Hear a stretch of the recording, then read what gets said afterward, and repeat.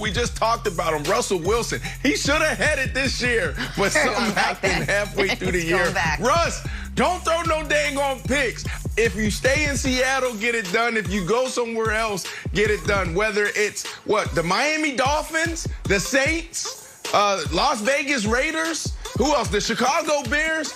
I don't care where this guy, where he straps it up, he's going to be the MVP. He gets it done. He finishes the task at hand. All right, 2 points of order here. One, declaration on behalf of the show.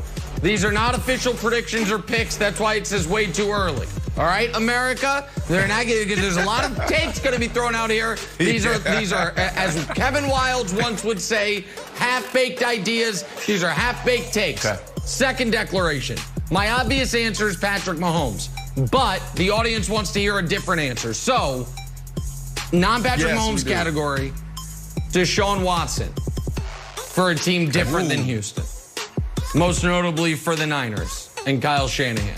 So Deshaun Watson gets his wish. He goes to San Francisco, wins an MVP there. That's my way too early non-Mahomes. What about the Jets, Nick? Prediction.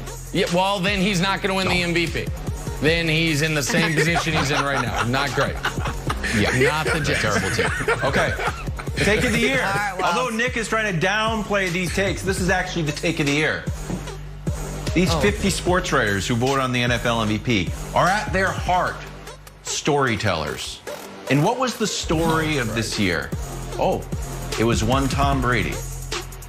If they could vote again, it's obvious Tom Brady is MVP. But here's the take of the year. The aging take. Aging sports writers, we're all getting old. There's a narrative out there already. Who should be NBA MVP? Well, it's LeBron James. He's old. He's leaving his team. If LeBron wins MVP, Tom Brady wins MVP next year. Take of the year. Boom. Drop it. Silent. Camera stays on you. On to Josh Allen now. Josh Allen broke out in year 3 as he carried the Bills to the AFC title for the first time in 25 years. The AFC Championship. Who will follow in his footsteps? Brandon, your way too early prediction for a breakout player in 2021 is blank. Breakout player. Breakout. Yeah, I'm going with Jalen Hurts. Look, he won his nasty debut against a nasty Saints defense. All right, that was a really good defense. And then he followed that up going against the Cardinals with 4 touchdowns, 3 passing and 1 rushing. So I'm going with Jalen Hurts. No more Carson Wentz. We're hearing it can happen any minute now. Let's see what happens with Carson and Jalen. Multi-layered prediction with my next one. Next year, when you ask Brandon Marshall who his top 5 receivers are, and he lists 13 guys, one of the guys he will list is Robert Woods. Robert Woods, so finally with a quarterback with life-size hands, teaming up with Matt Stafford. Sean McVay opening things up. We've seen Robert Woods have 1,000-yard seasons with golf. I think he could have a 1,400-yard season with Matt Stafford. So Robert Woods breaking onto the scene next year. Brandon Marshall's going to be like, you know who we don't talk about enough? Robert Woods. Why don't we talk about him as a top 5 receiver? Here's 11 other receivers I talk about more as top 5 receivers. I can see it coming. Week 6 next year, Wildes. All right, I'm going with Justin Herbert, who I'm describing as the Bitcoin of NFL quarterbacks. Why? It's like, yeah, of course you've heard about it, but like, what's the ceiling?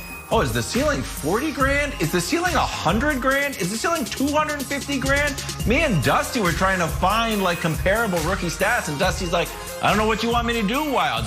There are no rookie comparisons. He was so good. So Justin Herbert, I know everyone thinks he already broke out. I think he's just going to be much, much better than everybody realizes next year. I like that. All right, mark it down, Justin Herbert. Hey, guys, Bucks back. Ronald Jones played a big part in Sunday's Super Bowl win, helped that offense score not 1, 2, or 3, but 4 touchdowns. Fresh off that first ring, Ronald Jones joining us this morning. Ronald, good morning. Congratulations. I have to imagine it has been an absolute whirlwind for you the last 24 hours or so. How you feeling after that win? Let's start there. I'm feeling great, you know, on top of the world, literally. So, you know, just blessed to be here. Ooh, RJ, absolutely love it. Look, before the year started, Phil Simms was like, yo, you got to watch out for this kid. He's phenomenal.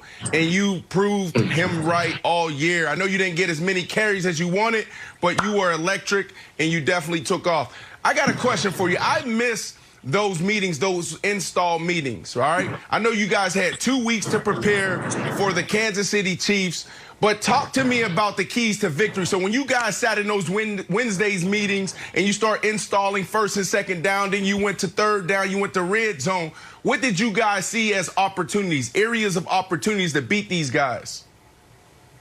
Yeah, Coach has just talked all week about, how we wanted to establish the run and, stay balanced the whole game. So I think we got a good mix of that in. And, defense obviously played a great part too. We could hold the team to no touchdowns. It's going to make our job a lot easier. All right, Ronald, I got 2 questions for you. Similar topic. First one is this. What happened between Brady and Honey Badger? Brady has since written him a letter. What happened? You're out there. Tell us. Yeah, I don't know what happened with that one, but apparently, they got through the crossroads. He sent them a text or whatever, so that's that. But guys, they both lion-hearted out there, so yeah, it's no telling. All right, so the follow-up there, since you won't tell us the truth on that one, just total lies. You obviously know, but that's fine. I understand. When was the first time, either in practice or in a game, you saw that streak in Brady? That fiery, because you don't see it publicly very often. When's the first time you saw it as a teammate? Yeah, I saw it, in the summer when we got together at Berkeley Prep High School and was throwing passes there. He was, already in playoff mode and things like that. You just be around him, you can't help but be great as well. Ronald, I heard 2 stories after the game. One was that no one believed in you, that the defense thought, like, I can't believe we're underdogs. We just went through Aaron Rodgers. We went through Drew Brees. Why are we underdogs? Then the other story was that Tom Brady is sending everybody text messages saying we will win, and that he put in sort of this, like, confidence in everyone. So when you went into that game, was it a level of confidence, like we can beat this team, or you're like, no, we're the underdogs, we're going to prove everybody wrong?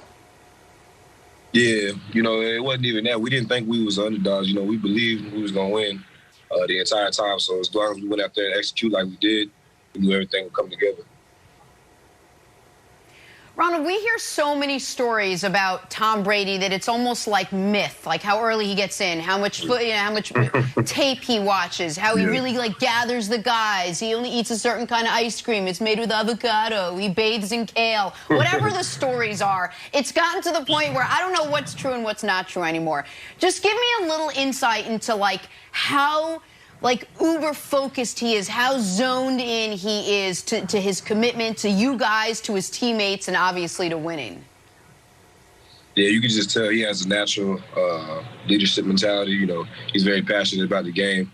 And so when he's out there, whether it's at practice or in the game, you just know every moment, you give him a chance, you just do your job. That's what he always says, 11 right. So things like that just keep us going.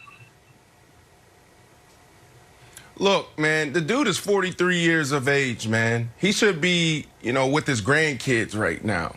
All right? One of the things that I said is, Monday through Friday is when he makes, the team better. Everybody in the building. Like, you don't pay Tom Brady for Sunday, right? Like, that's not the guy, that's going to come in and throw for 350 yards, 400 yards, year after year after year. Like, I'm one of those guys, RJ, that was like, lean on the run, and that's going to open up everything else for the offense, and it's going to make his job easier. So I guess what I'm saying here, what I'm asking is, how did Tom Brady elevate your game? Because one of the things I've been saying is when he walks in the building, he makes everyone better because of who he is. The grounds crew, the coaches, the owners, the players, everybody. So how did he specifically make your game better and help elevate you?